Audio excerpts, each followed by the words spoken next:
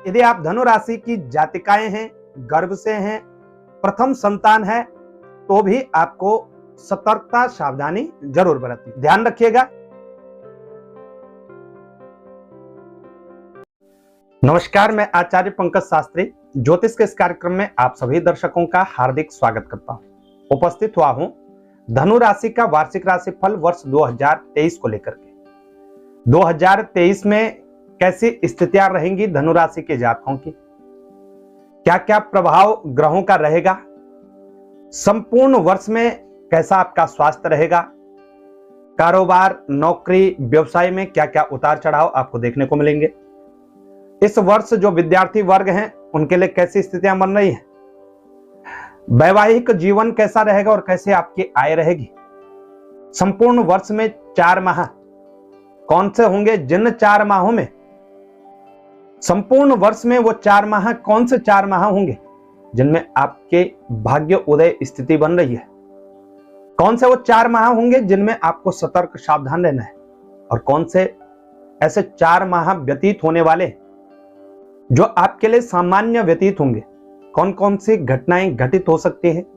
तो उन मुख्य ग्रहों की भी चर्चा होगी इस राशि फल में, जो लंबे समय तक एक ही भाव में स्थित होते हैं और उस भाव को तो प्रभावित करते ही हैं, जहां जहां दृष्टि होती है उन क्षेत्रों को, उन भावों को भी प्रभावित करते हैं। यदि आप धनु राशि के जातक हैं तो आपके लिए यह कार्यक्रम बहुत ही महत्वपूर्ण और खास होने वाला है, इसलिए वीडियो को पूरा जरूर देखिएगा। अंत में हम कुछ ऐसे उपाय आपको अवश्य बताएंगे जिन उपायों को करने से आप अपने जीवन में अधिक लाभ प्राप्त कर सकते हैं, मान सम्मान, तरक्की आप प्राप्त कर सकते हैं। चलिए सबसे पहले हम एक दृष्टि डालते हैं नववर्ष प्रवेश कुंडली पर। जब नववर्ष का प्रवेश हो रहा था उस समय ग्रहों की कैसी स्थिति धनु राशि के जातकों के लिए बनी हुई थी। धनु राशि का स्वामी देवगुरु बृहस्पति मीन राशि में संचरण कर रहे हैं 4th हाउस में, और पंच महापुरुष राजयोगों में से एक हंस नामक राजयोग का निर्माण कर रहे हैं। सूर्य बुध धनु राशि के अंतर्गत लग्न में स्थित है और बुधादित्य योग का निर्माण कर रहे हैं, जो कि एक शुभ योग है। शुक्र और शनि की स्थिति मकर राशि में द्वितीय भाव धन भाव में स्थित है, और राहु चंद्रमा मेष राशि के अंतर्गत 5वें भाव में स्थित है। मंगल 6ठे भाव में वृषभ राशि में संचरण कर रहे हैं, और केतु तुला राशि के अंतर्गत लाभ भाव आय भाव में स्थित है। यह आपकी नववर्ष प्रवेश कुंडली है। ध्यान रखिएगा, इस ग्रह गोचर स्थिति में बदलाव होता रहता है और उसी बदलाव से हमारे जीवन पर प्रभाव पड़ता है, या तो हमें लाभ की प्राप्ति होती है या कहीं ना कहीं हानि होती है। तो ये ग्रह बदलते रहते हैं। ये आपकी नववर्ष प्रवेश कुंडली। अब बात करते हैं उन मुख्य ग्रहों की जो लंबे समय तक एक ही राशि में संचरण करते हैं। सबसे पहले खुशी की बात यह है धनु राशि के जातकों की कि आप 7.5 से मुक्ति पाने वाले हैं। बहुत संघर्ष देखा आपने, अब 7.5 से कहीं ना कहीं आपको मुक्ति मिलेगी। शनिदेव राशि परिवर्तन करेंगे 17 जनवरी को, कुंभ राशि के अंतर्गत स्थित होंगे। पराक्रम के भाव में आपके लिए 3rd हाउस में, 3रे भाव में, और 17 जनवरी से लेकर के वर्ष के अंत तक शनिदेव कुंभ राशि में ही संचरण करने वाले, यहीं पर वक्री मार्गी होंगे लेकिन यहीं पर स्थित रहेंगे। वर्ष आरंभ से लेकर के 30 अक्टूबर तक राहु और केतु की यथा स्थिति बनी रहेगी। राहु मेष राशि के अंतर्गत रहेंगे 5वें भाव में, केतु तुला राशि में संचरण करेंगे, जबकि 30 अक्टूबर के पश्चात राहु की स्थिति मीन राशि में होगी 4थे भाव में, और केतु कर्म भाव 10वें भाव में आकर के स्थित हो जाएगा। 21 अप्रैल तक देवगुरु बृहस्पति के द्वारा शुभ योग बनेगा हंस नामक राजयोग। 21 अप्रैल तक मीन राशि में देवगुरु बृहस्पति रहेंगे, आपके राशि स्वामी हैं, और 22 अप्रैल से लेकर के वर्ष अंत तक देवगुरु बृहस्पति मेष राशि में संचरण करेंगे। राहु के साथ गुरु चांडाल दोष का निर्माण करेंगे, 5म भाव में भी स्थित होंगे। कहीं ना कहीं इनकी शुभ दृष्टि भी आप पर रहेगी। 9 मई से 18 अगस्त तक मंगल की दृष्टि आपकी राशि पर रहेगी, यहां आपको सतर्क सावधान रहना होगा। 18 अगस्त से लेकर के 9 अक्टूबर तक पुनः मंगल की दृष्टि रहेगी, तो कहीं ना कहीं अत्यधिक क्रोधी स्वभाव आपका हो सकता है, अत्यधिक चिड़चिड़ापन आपके अंदर हो सकता है, जहां आपको सतर्क सावधान रहना होगा। ये तो धनु राशि के जातकों के मुख्य ग्रहों की कुछ स्थितियां थी। अब हम सबसे पहले बात करते हैं धनु राशि के जातकों के स्वास्थ्य की। स्वास्थ्य के दृष्टिकोण से देखें तो यदि आप धनु राशि के जातक हैं तो स्वास्थ्य के मामले में मिश्रित प्रभाव इस वर्ष आपके ऊपर रहेगा। छोटी मोटी समस्याएं देखने को मिलेंगी, मानसिक रूप से व्यथित हो सकते हैं, लेकिन शारीरिक रूप से आप अच्छे रहेंगे, स्वस्थ रहेंगे, निश्चित ही लाभ आपको देखने को मिलेगा। लेकिन कहीं ना कहीं मानसिक रूप से तनाव, अड़चने, बाधाओं का आपको सामना करना पड़ सकता है। स्वास्थ्य के मामले में थोड़ी सी सतर्कता रखें। स्वास्थ्य के मामले में यह वर्ष आपके लिए मध्यम वर्ष साबित होने वाला है। कार्य क्षेत्र के दृष्टिकोण से देखें तो कार्य क्षेत्र के स्वामी बनते हैं आपके लिए बुध देव। देवगुरु बृहस्पति की सप्तम दृष्टि बनी रहेगी 21 अप्रैल तक, निश्चित ही अच्छी स्थिति। 17 जनवरी के पश्चात विशेष लाभ आपको देखने को मिलेगा। कार्य क्षेत्र में कहीं ना कहीं उन्नति, तरक्की, मान सम्मान की स्थिति बन रही है, लेकिन इस बात का भी जरूर ध्यान रखिएगा, यदि आप धनु राशि के जातक हैं, आलस आपके अंदर विद्यमान है, अपने कामकाज आप टाल देते हैं, आज का कार्य कल पर छोड़ देते हैं, तो कहीं ना कहीं ऐसी सिचुएशन में आपको समस्याएं देखने को मिल सकती है। कहीं ना कहीं आप समस्या में पड़ सकते हैं, तो इस बात का जरूर ध्यान रखिएगा। कार्य क्षेत्र के दृष्टिकोण से यह वर्ष शुभ रहेगा। आर्थिक स्थिति के मामले में देखें तो आर्थिक स्थिति के मामले में खर्च आपके अत्यधिक होंगे, आय में कहीं ना कहीं संघर्ष देखने को मिल सकता है, लेकिन फिर भी गत वर्षों से वर्ष 2023 काफी हद तक शुभ रहेगा। इस संपूर्ण वर्ष में संतान से संबंधित चिंताएं आपको हो सकती हैं। जो स्टूडेंट्स हैं, विद्यार्थी वर्ग, आपको विशेष रूप से सतर्क सावधान रहना होगा। यहां पर राहु स्थित है पंचम भाव में, जो कि विद्या का भाव होता है, संतान का भाव होता है, और 17 जनवरी से लेकर के वर्ष अंत तक शनिदेव की नीच दृष्टि भी रहेगी। तो विद्यार्थी वर्ग को बेहद चौकन्ना रहना होगा, बहुत ही सतर्क सावधान रहिएगा, कहीं ना कहीं विफलता आपको मिल सकती है।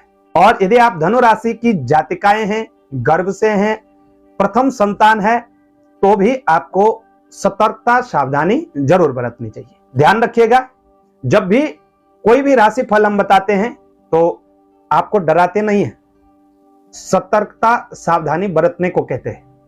सावधानी बरतेंगे तो निश्चित ही लाभ आपको अवश्य होगा। तो अब हम बात करेंगे जनवरी से लेकर के दिसंबर पर्यंत कैसी स्थिति धनु राशि के जातकों के लिए बन रही है। यहां पर हम सूक्ष्म रूप से विश्लेषण करेंगे। मासिक राशि फल में हम बृहद रूप से चर्चा करते हैं, तो हमारा मासिक राशि फल का कार्यक्रम देखना न भूलेगा। यहां हम कुछ तथ्य आपके सामने रखेंगे। बात करते हैं वर्ष 2023 का पहला महीना कैसा रहेगा धनु राशि के जातकों का। प्रथम 2 सप्ताह विशेष संघर्ष धनु राशि के जातकों को करना पड़ सकता है।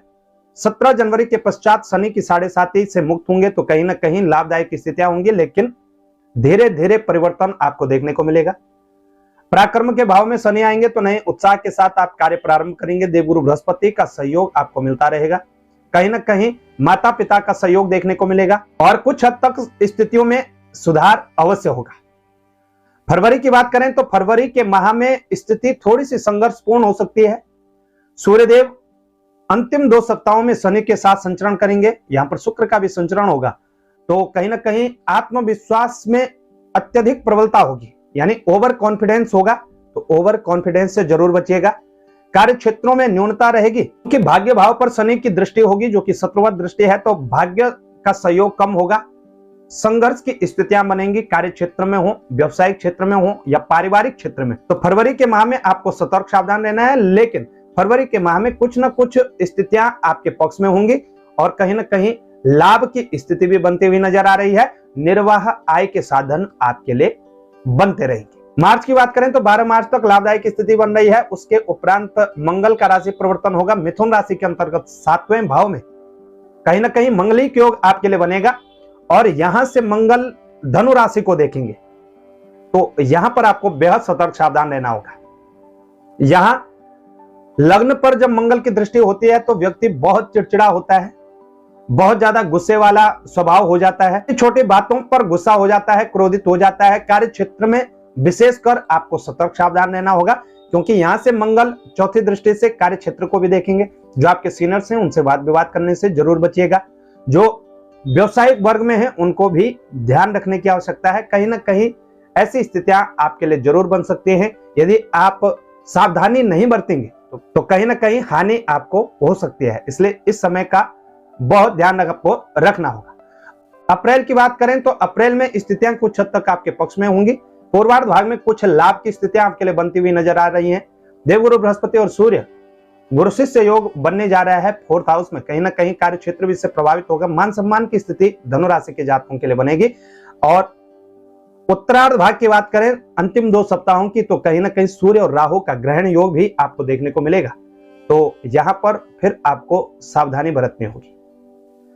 मई की बात करें तो मई का माह सामान्य माह रहेगा। भागदौड़ अत्यधिक हो सकती है, लाभ कम हो सकता है, लेकिन कहीं ना कहीं भाग्य का सहयोग देखने को मिलेगा। पारिवारिक माहौल अच्छा रहेगा। विशेषकर वो जातक जो लेन देन करते हैं या बहुत ज्यादा ऋण लेते हैं, ऋण देते हैं, उनको यहां सतर्कता सावधानी जरूर बरतनी चाहिए। जून के माह में कुछ नकारात्मक स्थितियां बन रही हैं। यदि आप ध्यान नहीं रखेंगे तो अचानक से बड़ी हानि हो सकती है, किसी भी प्रकार की हानि हो सकती है। विद्यार्थी वर्ग है, स्टडी को लेकर के हानि हो सकती है। ऐसे जातक जो विदेश से संबंधित कार्य क्षेत्रों से जुड़े हुए हैं, अचानक से हानि देखने को मिल सकती है।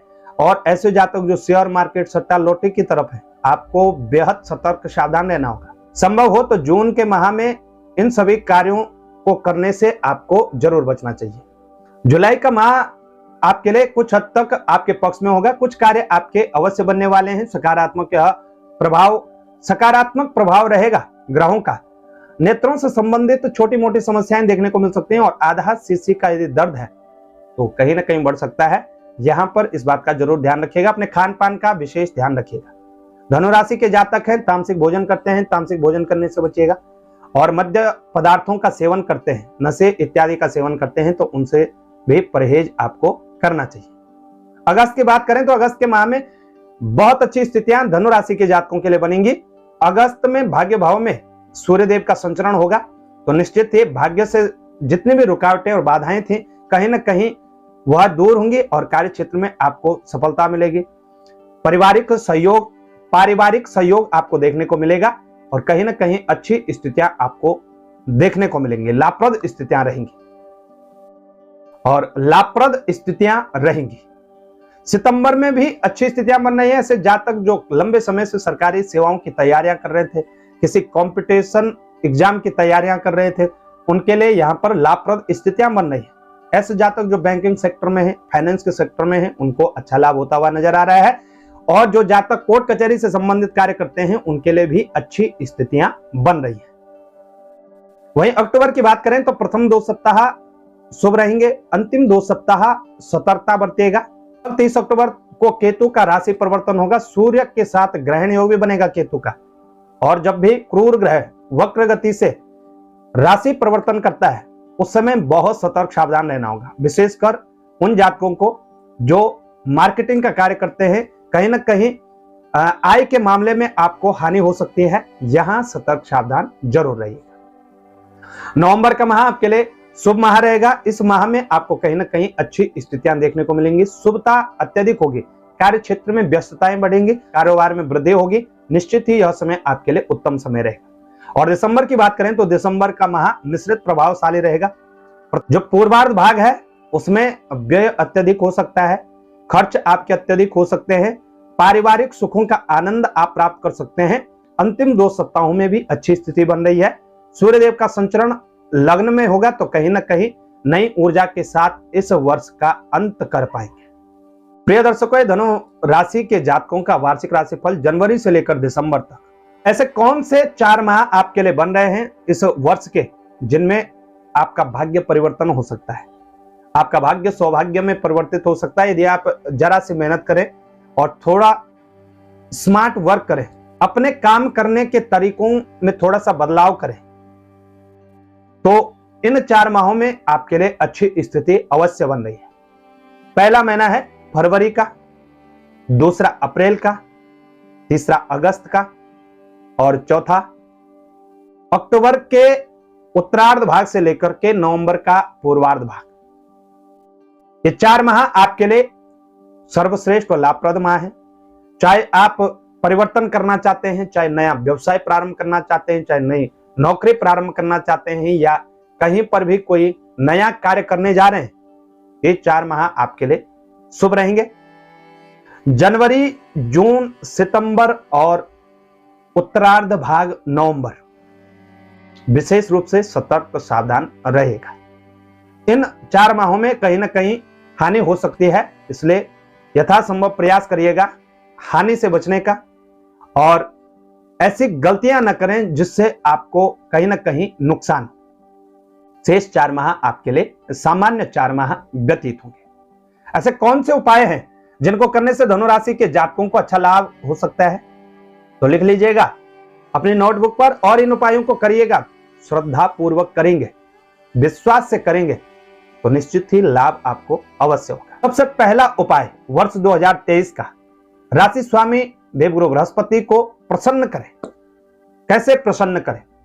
16 बृहस्पतिवार का व्रत करें, व्रत की कथा करें और जो भी सामग्री बृहस्पतिवार को चढ़ाई जाती है, यानी पीले चने की दाल, गुड़, हल्दी, ये केले के वृक्ष में भी चढ़ानी है और भगवान नारायण को भी अर्पण करें। ध्यान रखिएगा, दान सदैव ऐसी वस्तु करिएगा जिस वस्तु को आप ग्रहण कर सके, जिसको आप खा सके, ऐसी ही वस्तु का दान करना चाहिए। दूसरा उपाय, जन्मदिन पर पूजन जरूर करिएगा। जन्मदिन पर पूजन करें और जन्मदिन पर सूर्य को अर्घ्य दे करके, सूर्य की आराधना करके, यदि सूर्य साधना से आप हवन कराएं तो आपको विशेष लाभ होगा। तीसरा उपाय, अपने घर में जो भी आपके बुजुर्ग हैं, सम्मानीय हैं, आपके गुरुजन हैं, जब भी आप कोई नया कार्य करने जा रहे हैं, बल्कि अपना रूटीन बनाए, प्रतिदिन जब भी आप घर से बाहर जाए किसी भी कार्य के लिए, नौकरी के लिए, व्यवसाय के लिए या बच्चे हैं तो पढ़ने के लिए, उनके चरण स्पर्श जरूर करें, पैरों को छू करके ही जाएं। और चौथा उपाय, हर गुरुवार को छोटे छोटे बालक बालिकाओं को केले बांटना अति शुभ रहेगा। वर्ष 2023 आपके लिए लाभप्रद हो, यही हम भोलेनाथ से प्रार्थना करते हैं।